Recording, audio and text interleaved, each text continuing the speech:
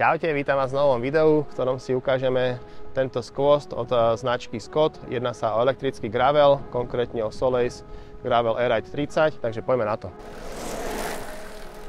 Čiže, jak už som spomínal v intre, pred sebou mám Soleis Gravel Air-Ride 30, ktorý je vybavený karbonovým rámom, ktorý zaručuje nízku hmotnosť bicykla, cca okolo nejakých 13,5 kg. Takisto tu máme motor TQ, ktorý môžeme vidieť aj na jeho MTB bratovi Lumenovi. Motor má výkon 300 W pri tom píku, pri tej najvyššej dopomoci a krútiaci moment má okolo 50 Nm. Takisto tu máme batériu 360 Wh s tým, že dá sa kapacita rozšíriť, dá sa pripojiť potom ešte extender 160 Wh, čo je za mňa super. Výbavu tu máme od značky SRAM a to je 11 rýchlostný SRAM Rival. Teraz si ešte povieme, že pre koho asi taký bicykel je určený, takže ideme na to.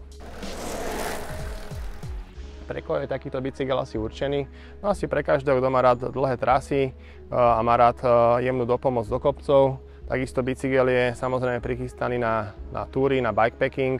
Samostatný Scott má toho veľa v ponuke, čo sa týka toho bikepackingového vybavenia. S bicyklom mám aj osobnú skúsenosť, keď sme mali testovací model v ponuke, tak som si dal Bratislava Neusiedl s tým, že dopomoc motora som moc nevyužil, tým, že som išiel viac ako 25 na rovinke, čo je absolútne úžasné, tak tento motor je úplne tichý, akože fakt, že tichučky a nemá žiadny odpor. A keď som sa vracal späť tým, že bývam na kopci, tak som bol za tú dopomoc veľmi vďačný, veľmi vďačný.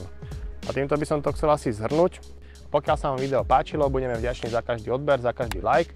Pokiaľ by ste chceli osobné poradenstvo, kľudne nás navštívte na našich predajniach, už sme na celom Slovensku. Tak vidíme sa na budúce, čau.